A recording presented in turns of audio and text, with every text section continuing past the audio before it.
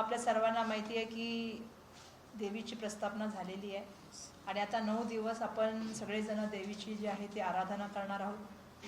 प्रत्येक ठिकाणी आपण जे आहोत ते देवीसमोर जागर म्हणा, मागणं म्हणा, साकडं करण्याचा कार्यक्रम या ठिकाणी करणार आहोत। आणि आमचा मुंबई काँग्रेसच्या माध्यमातून प्रयत्न राहणार आहे की येणाऱ्या 9 दिवसामध्ये मुंबईकरांचे 9 प्रश्न हे आपल्यासमोर आणावेत। आज यूथ काँग्रेसच्या माध्यमातून या इंदिरा फेलोशिपची प्रेस कॉन्फरन्सचं आयोजन करण्यात आलेलं आहे।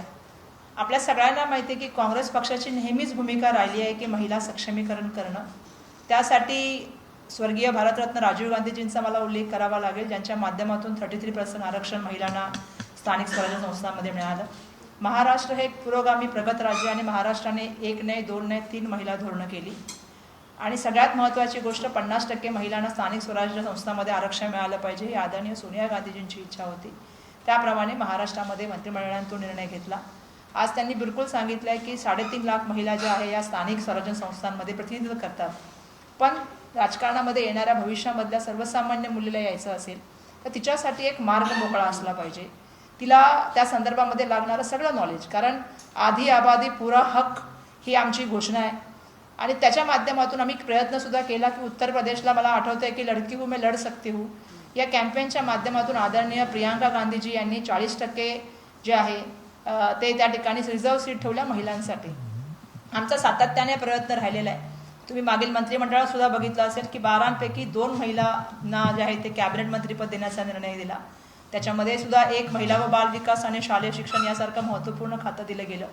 आजही आपण बघतो की अखिल भारतीय काँग्रेसच्या अध्यक्षपदापासून इतर अध्यक्षपदामध्ये महिलांना मोठ्या प्रमाणामध्ये संधी देण्याचं काम काँग्रेस पक्षाच्या माध्यमातून केलं जातं। आज मुंबई काँग्रेसचे अध्यक्ष म्हणून तुमच्या सगळ्यांसमोर वर्षा गायकवाड बसलेली आहे आणि याच कार्यक्रमाची पुढची सुरुवात म्हणून आता इंदिरा फेलोशिप जी आहे ती आता सुरू करत आहोत, ज्याच्यामध्ये आपण ज्या मुली आहेत ज्यांना राजकारणामध्ये यायचं, ज्यांना समाजकारणात काम करायचं, अशा मुलींसाठी एक ट्रेनिंगचा प्रोग्राम आणत आहोत।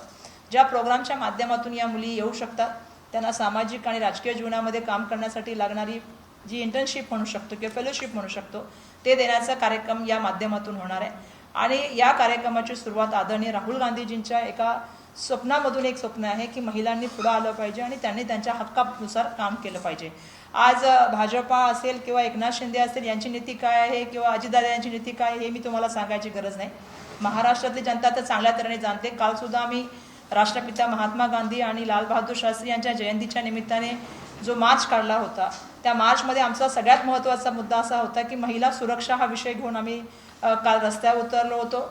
महाराष्ट्र हा महिला अत्याचारामध्ये मी कालसुद्धा तुम्हाला सगळ्यांना सांगितलं अन्यायामध्ये नंबर 2चा आहे। लहान मुलं आणि लहान मुली याच्या संदर्भामध्ये 1 नंबरचं राज्य झालेलं आहे। काल परवा आपण बघितलं असेल पुण्याची घटना, बदनापूरची घटना आणि आज नाल्यासोपाराच्या घटनेबद्दल सुद्धा बोलायला पाहिजे। याच्यामध्ये जी इन्व्हॉल्व मंडळी आहेत ही सगळी मंडळी कुठे ना कुठे RSS आणि भाजपाशी निगडीत आहेत। त्यामुळे अशा प्रकरणामध्ये महाराष्ट्रामधल्या मुलींना किती न्याय मिळेल याबद्दल सुद्धा आमच्या मनामध्ये खूप मोठ्या प्रमाणामध्ये आशंका आहे। आणि आज महाराष्ट्रामध्ये आम्ही बघत आहोत हिट अँड रनच्या केस असतील किंवा इतरही असतील, कारण ज्या महिलेच्या नाकाच्या बाबतीमध्ये मी त्यांच्या घरी 2दा जाऊन आले, एक अनाउन्समेंट झाली होती पण पैसे दिले गेले नव्हते, मग नंतरच्या काळामध्ये पुन्हा आम्ही आंदोलन करायला कारण असं व्हायला नाही पाहिजे।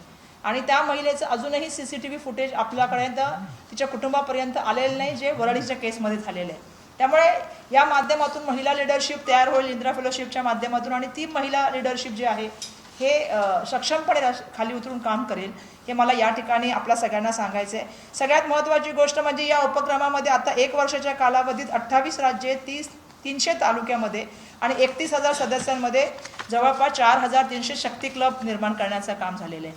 म्हणजे एक मोठी शक्ती महिलांची या माध्यमातून निर्माण होणार आहे, जी येणाऱ्या काळामध्ये राजकीय क्षेत्रामध्ये काम करेल।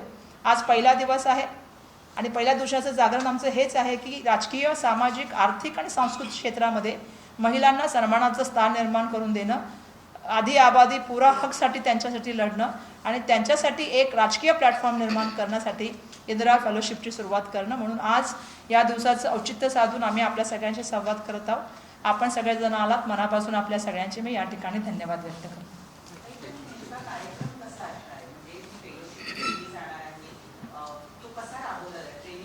याच्यापेक्षा ही प्रणाली अजून एक जण कोणतरी यांच्यामधले बोलणार आहे। हां fellowship. Good afternoon everyone. My name is Rohini Dhotre.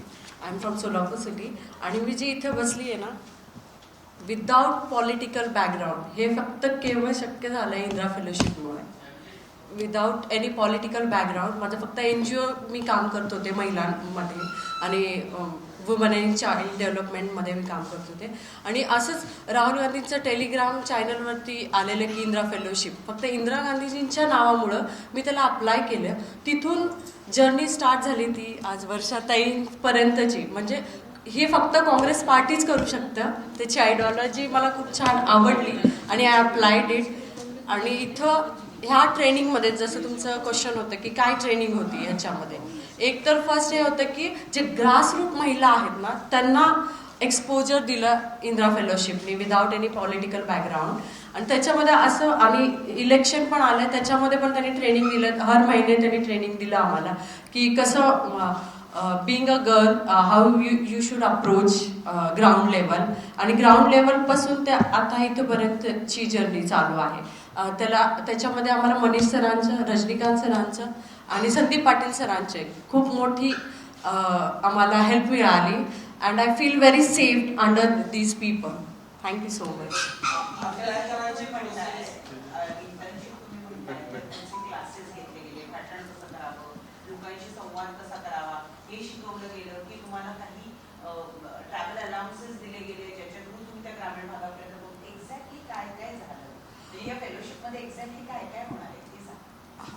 Exactly आता ह्याच्यामध्ये कम्युनिटी बिल्डिंग होती ह्याच्यामध्ये स्टार्टिंगला की शक्ती क्लब्स बनवायचे होते आम्हाला.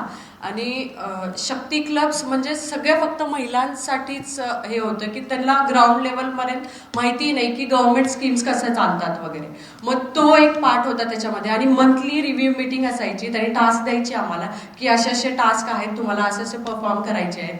तो टास्क आम्ही सर्वांनी कंप्लीट करायचा. आणि मंथली रिव्ह्यूमध्ये पण व्हायचं की जे MLA होते, जे ग्रासरूटचे जे महिला इंडिपेंडेंट महिला होते, जे सरपंच वगैरे बनायचे, त्यांचे पण आम्हाला गुगल मीट थ्रू त्यांचे पण इंट्रोडक्शन देत होते की त्यांनी राजनीती विदाउट एनी पॉलिटिकल बॅकग्राऊंड त्यांनी कसे आले. हे असे मोटिवेशन स्पीकर्स पण येत होते. आणि दर महिन्याला मंथली मीटिंग्स व्हायच्या फिजिकली. आणि त्याच्यामध्ये पण मोटिवेशनल स्पीकर्स वगैरे यायचे पुण्याला, मुंबईला वगैरे. मग ह्याच्यातून आम्हाला नॉलेज गेन झालं की कसे आपण करू शकतो. एक तर भीती असते आपल्याला की पॉलिटिक्स इज व्हॉट डर्टी, पण असं मला काही वाटलं नाही ह्यांच्या through. I feel very safe. आणि मला वाटतं की ग्राउंडमधली महिला खरंच ह्या इंदिरा फेलोशिपला जॉईन व्हावं आणि यू शुड कम फॉरवर्ड. अगर आपण नाही आलं ना, आपल्यासाठी कोण येणार नाही आहे. येस, आर्थिक मदत अलाउन्स दे. कारण की काही काही महिला अशा आहेत की त्यांना ट्रॅव्हलिंगसाठी आहे. काही काही महिला अशा आहेत की त्यांना करायची खूप इच्छा असते पण financially they are not independent. आता सध्याला जी 90sची मदर्स आहेत त्यांना एवढं एज्युकेशन बॅकग्राऊंड नाही आहे. आणि एज्युकेशन नसल्याशिवाय तर तुम्हाला पुढे कुठे जॉब मिळत नाही आहे. पण हे एक खूप सुंदर, पॉलिटिक्स म्हटलं की स्वतःचाच पैसा वापरायला लागतं. पण इथं ह्यांनी ही इतकी सुंदर पहल चालू केली ना की अशा माझ्या मैत्रिणी याच्यामध्ये जुडल्या ऑल ओव्हर इंडिया, जे नवापूरमध्ये असतील, खूप आदिवासी भागातले असतील, तर त्यांना पण एवढं फायनान्शियली त्यांनी दिलं की ते पुढे येऊन त्यांना पण करण्याची त्यांना संधी मिळाली. ह्याच्यामध्ये मुळात आहे ना, याच्यासाठी पूर्णपणे जे आहे ते पारदर्शक पद्धतीने ॲप्लिकेशन मागितले गेले ऑनलाईन. त्यांना पण नंतर प्रश्न विचारले गेले, त्यांच्या इंटरव्ह्यू बकायदा घेतल्या गेल्या. त्याचा खरंच इंटरेस्ट आहे का याच्यामध्ये, पॉलिटिक्समध्ये, आणि आहे तर कशासाठी आहे, कशा सामाजिक जीवनामध्ये काम करू शकतात, जे मला माहिती आहे. त्यानुसार त्यांचे इंटरव्ह्यू घेतले गेले आणि त्याच्यामधल्या काही लोकांना सिलेक्ट केलं आणि त्यांचा तो शक्ती क्लब केला, ज्याच्यासाठी त्यांना ट्रॅव्हलिंग अलाउन्सेस वगैरे जे लागतात, बाकीच्या गोष्टी त्या मदत करण्याचं काम आहे. पण प्रश्न असा आहे, सगळ्यात महत्त्वाचं म्हणजे यांना जे एक्सपोजर मिळणार आहे, त्या एक्सपोजरच्या माध्यमातून जे मोठे मोठे लीडर्स येतात किंवा जे सर्वसामान्य कुटुंबातून महिला राजकारणात आल्या आणि ज्या पुढपर्यंत गेल्या, याच्यासाठी मार्गदर्शन मिळतं. आणि त्याच्या माध्यमातून एक काय म्हणतात त्यांना प्रोत्साहन देण्याचं काम एक प्रयत्न आहे की ज्याच्या माध्यमातून एक महिला लिडरशिप डेव्हलप होईल. आणि आपल्या सगळ्यांना माहिती आहे की महिला लिडरशिप डेव्हलप होत असताना तिला खूप साऱ्या गोष्टीला जावं लागतं. मी सातत्याने सांगते की ज्यावेळी एखादी महिला राजकारणात येते तेव्हा तिला वैयक्तिक, सामाजिक आणि राजकीय या तिन्ही संघर्षावरती उतरावं लागतं. आणि त्यासाठी तिला खूप मानसिकता जी असते ती खूप मजबूत करावी लागते आणि म्हणून या कार्यक्रमाच्या माध्यमातून तो करण्याचा हा प्रयत्न आहे. काय म्हणाली? काय करणार, नारी वंदन अभिवंदन या जे जो आहे, जो त्यांचा जे बिल आहे ते खरं आम्हाला अपेक्षा होती 2024ला लागू होईल. म्हणजे आम्ही ज्या महिला निवडून आलो तर खरं तर आमच्या जनतेचे मनापासून आभार मानले पाहिजे ज्यांनी आम्हाला आज लोकसभेमध्ये पाठवलं. खरं तर अपेक्षा ही होती की 10 वर्ष मोदीजींना जे आहे ते पूर्ण मेजॉरिटी सरकार मिळाले, पण त्यांची मानसिकता महिलांच्या प्रती काय हे मी सांगायची गरज नाही, कारण ते मनुवादी व्यक्तिमत्व आहे.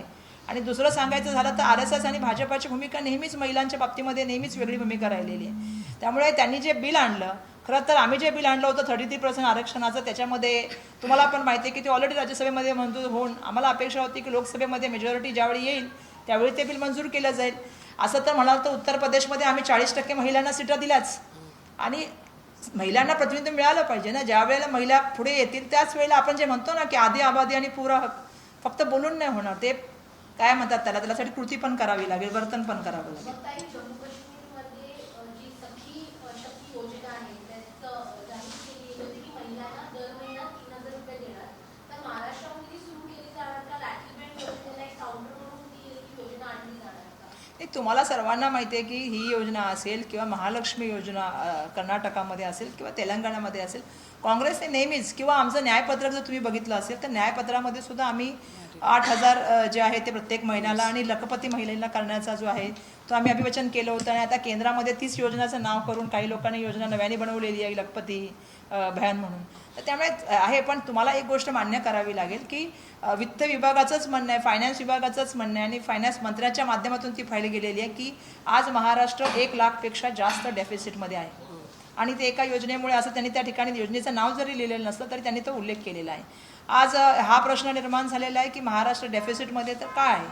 त्यामुळे आर्थिक प्रश्न त्या ठिकाणी निर्माण झाले. आम्हाला पूर्णपणे असं वाटतं की महिला ज्या काम करतात, महिला जे संस्कार देतात त्याच्यामुळेच एक उत्तम नागरिक तयार होतो.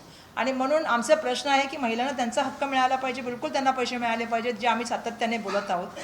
पण जसं मी सांगितलं की महिला सुरक्षा हा सुद्धा महत्त्वाचा मुद्दा आहे आणि महाराष्ट्रामध्ये आज तो मोठ्या प्रमाणामध्ये यासाठी चर्चेला आलेला आहे की आता असं झालेलं आहे की भाजपापासूनच आम्हाला वाचवण्याची गरज झालेली आहे. कारण तुम्ही बदनापूरची घटना बघा, तुम्ही पुण्यामधल्या झालेल्या घटना बघा किंवा मी काल परवा झालेली नालासोपाराची घटना बघा, याच्यामध्ये जी इन्व्हॉल्व मंडळी आहेत ती कुठे ना कुठे RSS आणि भाजपाशी निगडीत मंडळी आहेत.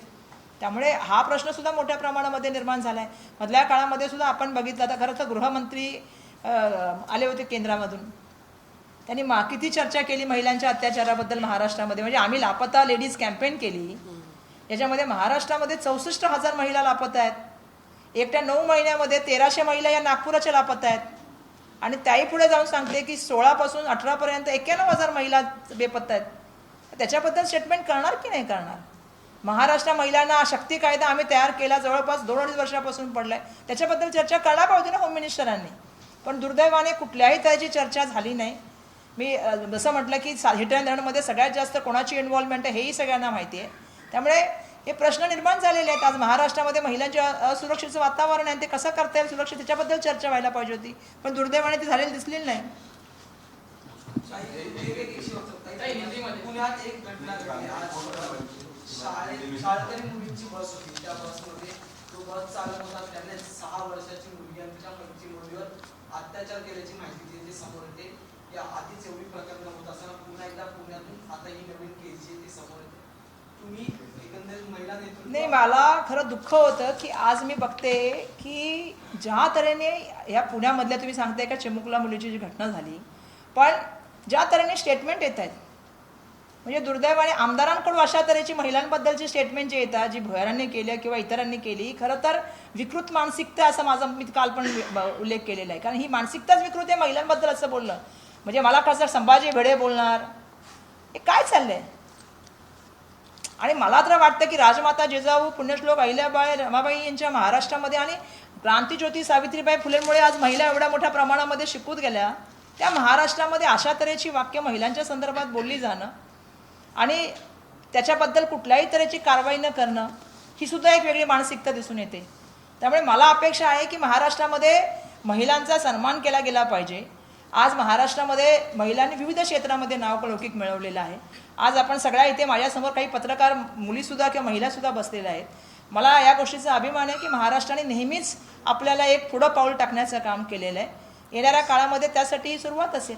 एक नायरचा प्रश्न विचारते. नायरमध्ये ते लैंगिक अत्याचाराचं किंवा छळाचं प्रकरण झालं. त्याच्यामध्ये मुख्यमंत्र्यांच्या आदेशानंतर डीनची बदली करण्यात आली. पण बदली झाल्यानंतरही रात्री 1 वाजेपर्यंत डीनने कार्यालयामध्ये बसून तब्बल 6 चारांचं निलंबन आणि दोघांची बदली केली. ते आदेश जे आहे ते अजूनही महानगरपालिकेवर नाही, मी हे प्रकरण ऐकलं की किती भयंकर प्रकरण आहे बघा. म्हणजे मला कळत नाही की आपण काय चाललंय. म्हणजे जसं ते पुण्याचं त्या मुलाचं रक्त जे आहे ते बदलून त्याच्या आईचं रक्त घेतलं. डॉक्टर करतायत काय. पुण्याच्या ससून रुग्णालयामध्ये ललित पाटलाला व्यवस्थापन केलं गेलं आणि आता ही तिसरी केस आपण नायरची बघतोय की बदली झाल्यानंतर आणि ते पण मुख्यमंत्र्यांच्या बदलीनंतर त्या व्यक्तीला त्या ठिकाणी ठेवलं जातं आणि ते व्यक्ती निर्णय घेतं. आजही त्या व्यक्तीला खरं तर त्या व्यक्तीची बदली नाही व्हायला पाहिजे होती. त्याला निलंबन करायला पाहिजे होतं आणि त्याच्यामध्ये कारण शेवटी असेल त्याच्यावरती डी लावायला पाहिजे होती. बदली करून तुम्ही काय साध्य केलं. अशा तऱ्हेच्या प्रवृत्ती का वाढत चालल्यात माहिती आहे की यांच्यावरती शासन होत नाहीये दुर्दैवाने. म्हणजे पुण्याच्या त्या केससाठी कोणाचे फोन गेले हे पण बघितलं पाहिजे ना. जे बलात्कारच्या पण त्या मुली कॉलेजमध्ये झाला तेव्हा कोणाचे फोन गेले, कोणत्या मंत्र्यांचे पीएचे फोन गेले, हे काय चाललंय महाराष्ट्रामध्ये. आता मी ते MSRTCचा उल्लेख करू इच्छिते अजून एक.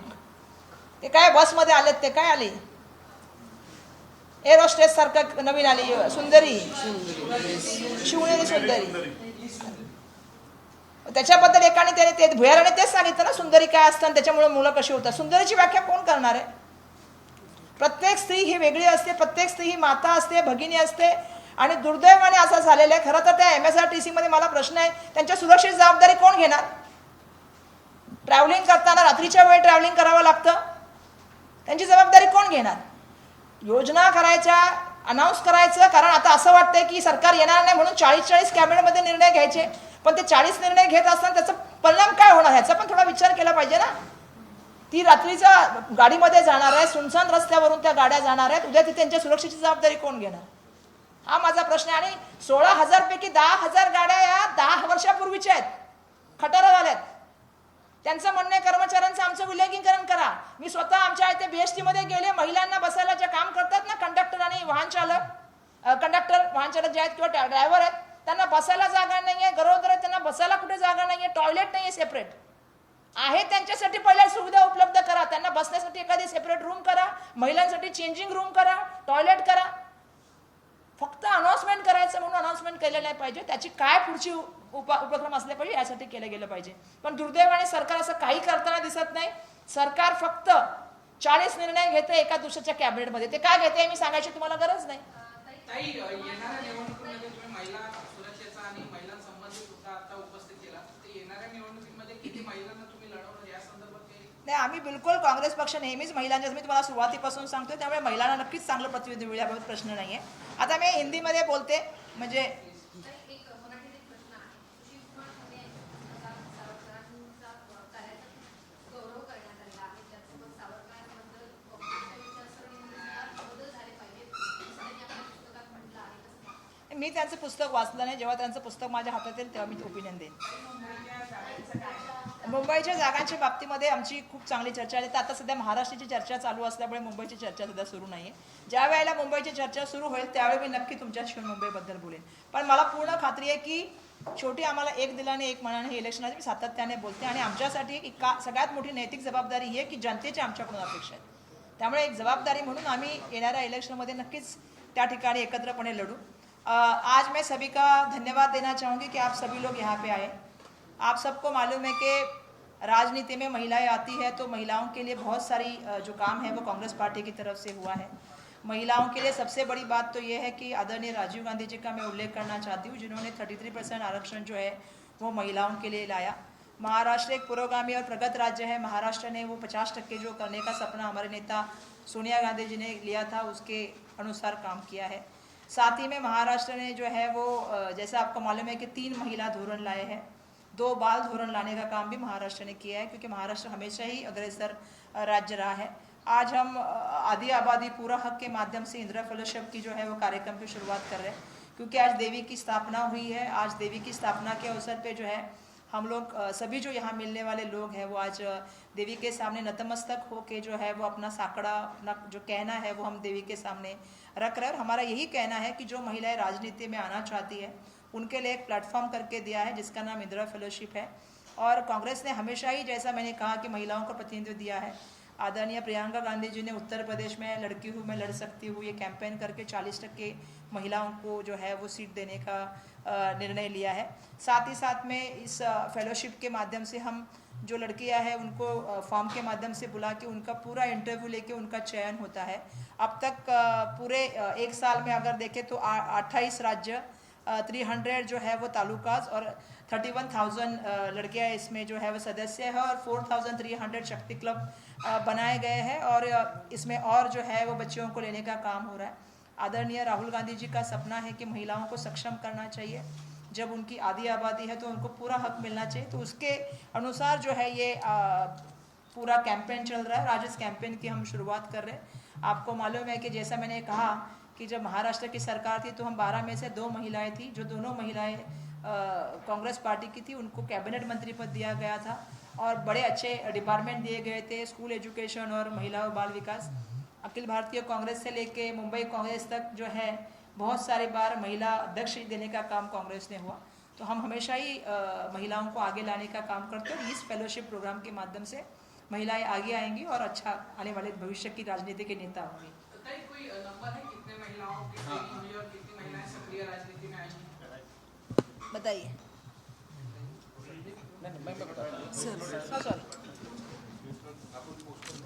हाँ। इंदिरा फेलोशिप जब लॉन्च हुई लास्ट ईयर में, तो एक साल पहले, तब 6,000 के आसपास हमारे पास एप्लीकेशन आए थे। लेकिन जैसे अभी ताई ने कहा, महिलाओं को राजनीति में आने के लिए बहुत सारी समस्याओं का सामना करना पड़ता है क्योंकि उसके बहुत बैरियर्स हैं, जैसे घर से निकलना, फिर उसके बाद में समाजकारण और उसके बाद में राजकारण। तो इसी स्थिति में हमने सबके इंटरव्यूज लिए थे। उसके बाद में जब लास्ट तक हमारे पास जो बची थी वो 500-550 थी और उसमें से फिर अभी जो कम्प्लीटली मतलब इंदिरा फेलोज बनी एक साल के अंदर वो 350 है हिंदुस्तान के अंदर। लेकिन उनके सिर्फ 350 फेलो मतलब इंदिरा फेलोज है, लेकिन उनके साथ में जो महिलाएं जुड़ी है उनके अंडर में शक्ति क्लब बोल के हम हर एक क्लब बनाते हैं जिसके अंदर 5 महिलाएं होती है। एक गाँव, एक बूथ के अंदर जो एक क्लब होता है और उस समस्याओं के लोकल समस्या पे काम करती है। ऐसे कुल मिला के 31,000 महिलाएं हमारे साथ में जुड़ी है पूरी, और ये पूरा मतलब इस तरीके से आगे बढ़ रहा है। आपसे सवाल है, महाराष्ट्र सरकार ने लाड़की बहन योजना लाई है और क्या ये उसी को टक्कर देगी आने वाले चुनावों में? देखिए, हमारी जो ये इंदिरा फेलोशिप है इसके माध्यम से हम लीडरशिप क्वालिटी जो है महिलाओं की वो डेवलप करना चाहते हैं, चाहे वो राजनीति, सामाजिक, आर्थिक, सांस्कृतिक जीवन में बढ़े।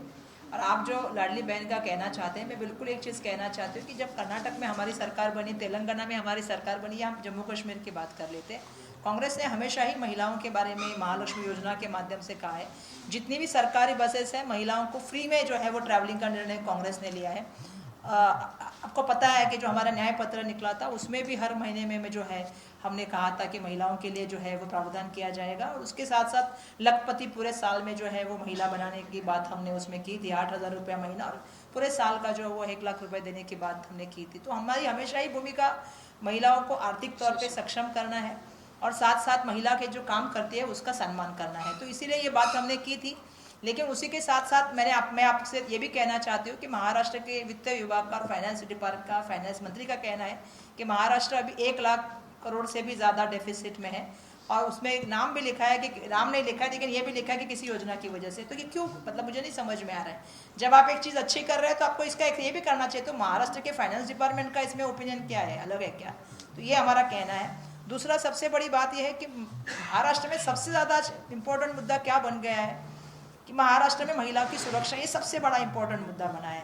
मैंने जैसे कहा कि कल भी हम लोग राष्ट्रपिता महात्मा गांधी और लाल बहादुर शास्त्री जी के जयंती के अवसर के ऊपर कल हम जो मार्च करके निकले थे उसमें हमने 2 ही मुद्दे रखे थे, एक कम्युनल हार्मनी और दूसरा महिला सुरक्षा। और महिला सुरक्षा के मामले में बात करें तो महिला अत्याचार में और महिला अन्यायकार में महाराष्ट्र दूसरे नंबर पे पूरे देश में, और बाल के छोटे बच्चों के इसमें और बच्चियों के इसमें हम 1 नंबर पे है। ये हमारे लिए शोभनीय बात नहीं है। जैसा मैंने लापता लेडीज़ की कैंपेन की भी कल बात की थी कि महाराष्ट्र में पहली बार हम देख रहे हैं कि 64,000 महिलाएं लापता है। एक टाइम मतलब अकेले नागपुर में 9 महीने में 1300 महिला लापता है और 16 से 18 में जो है लगभग 91,000 महिलाएं लापता है। तो इसकी जिम्मेदारी कौन लेगा? होम मिनिस्टर को इसकी जिम्मेदारी लेनी होगी। अभी आज तो पुणे की घटना होगी, लेकिन पुणे की 2-4 दिन पहले घटना हुई थी, नाला सोपारा की घटना हुई थी और बदनापुर की घटना में हुई थी। उसमें कौन शामिल थे? संस्था चालक कौन थे? भाजपा और आरएसएस के लोग हैं या पदाधिकारी कौन थे? तो कहीं ना कहीं इनके ऊपर हमको न्याय कैसे मिलेगा? अगर उनके वकील लगेंगे स्पेशल प्रोसिक्यूटर, तो क्या अपेक्षा हम कर सकते हैं जो उनके कैंडिडेट रह चुके हैं? तो ये कहीं ना कहीं सुरक्षा की बात हम कर रहे हैं, महिला सुरक्षा की, और उसके ऊपर हम लगातार बात कर रहे हैं। तो ये इसके आने वाले 9 दिनों में हम रोज मिलने वाले और रोज एक मुद्दा लेके आएंगे कि मुंबई के मामले में क्या क्या भ्रष्टाचार हो रहा है और किस तरह से मुंबई को और महाराष्ट्र को बेचने की एक साजिश हो रही है और भ्रष्टाचार किस तरह से होता है। हम देवी के सामने हर दिन एक साकड़ा रखेंगे। आखिरी सवाल, महाराष्ट्र सरकार ने महिला सुरक्षा का मुद्दा उठाया। महाराष्ट्र सरकार जो सरकारी बसें महाराष्ट्र की उसमें महिलाओं को लाने का विचार कर रही है, ऐसी कोई योजना बनाई जा रही है? नहीं, उसमें मैंने अभी थोड़ी देर पहले वही कहा कि मैंने देखा कि एमएलए क्या क्या स्टेटमेंट करते हैं, सुंदरता की अभी ये तय करने वाले भूयार हो या मनोहर कुलकर्णी, मैं जानबूझ के मनोहर कुलकर्णी कह रही मैं, ये कौन है? इनकी विकृत मानसिकता है जो महिलाओं के प्रति ऐसी बात करते हैं और उनके ऊपर कोई कार्रवाई नहीं होती है। ये आम खाने से ऐसा होगा, इस दिन आने से ऐसा होगा। मुझे लगता है कल भी कोई स्टेटमेंट दिया उन्होंने। ये कहीं ना कहीं बंद होना चाहिए। महाराष्ट्र तो पुरोगामी प्रगत राज्य है, इसलिए मैंने कहा कि राजमाता जिजाऊ, क्रांतिज्योति सावित्रीबाई फुले, श्लोक अहिल्याबाई होकर रमाबाई का महाराष्ट्र है। महाराष्ट्र ने हमेशा महिलाओं की इज्जत की है। छत्रपति शिवाजी महाराज का इतिहास उठा के दीजिए, देख लीजिए, उनको तो छत्रपति शिवाजी महाराज का पुतला भी संभालने को नहीं आया। तो ये कहीं ना कहीं ये सोचना पड़ेगा ना हमें सबको। और ये बस की बात जो आप कर रहे हो एमएसआरटीसी की, वो भरत गोगावले जी उसके अध्यक्ष है। पहला तो मैं उनको पूछना चाहती हूँ, ये निर्णय लेने से पहले उन्होंने महिला सुरक्षा के बारे में क्या क्या प्रावधान किया है? रात को जब बस से महिला चली गई, अभी जो आप जाके देखना बीएसटी के बसेस जो महिला चलाती है ना, जो कंडक्टर है, जो ड्राइवर, उनसे जाके मिलिए। मेरा आह्वान है सरकार से। मैंने लक्ष्यवेधी पूछी थी विधानसभा में, मैं खुद गई थी वहां। ना महिलाओं के लिए टॉयलेट है, ना बैठने की जगह है, ना कहीं अगर महिला कहीं चेंज करने चाहती है तो चेंज करने की भी जगह नहीं है। तो पहले व्यवस्थापन कीजिए। एमएसआरटीसी की कितनी बसेस, वो जो बसेस है एसटी की 16,000 से 10,000 बसेस तो आपकी 10 साल पुरानी है, कटारा हो चुकी है। उसको क्या करने वाले आप? आपको मालूम है वहां पे लोग बैठते हैं तो नीचे गद्दे भी नहीं है। तो पहला जो व्यवस्थापन है उसकी व्यवस्थापन कीजिए, योजना बनाइए, अच्छी बनाइए, लेकिन उसका पहले जो होमवर्क है वो होमवर्क कीजिए और महिला सुरक्षा की बात कीजिए। जो लड़की को आप भेजने वाले हैं उस लड़की की सुरक्षा की क्या दायित्व आप लेने वाले, ये भी बता दीजिए। धन्यवाद। हाँ राजू बाबा, हाँ राजू याच्याशी निगडीत आहे।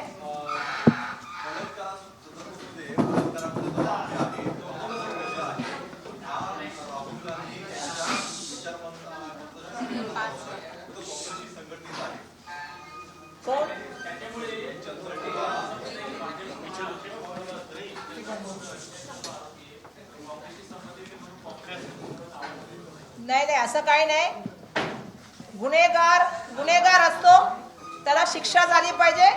आम्हाला म्हणणं आहे की बलात्कारी कोणी जरी असला तो कुठल्या जातीचा नसतो, कुठल्या धर्माचा नसतो, कुठल्या पक्षाचा नसतो, शिक्षा झाली पाहिजे। हीच भूमिका भाजपाने पण घेतली पाहिजे।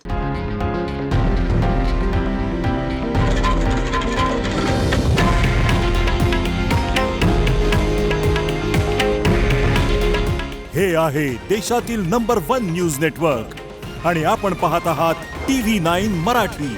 काळजी तुमची, हित महाराष्ट्राचं।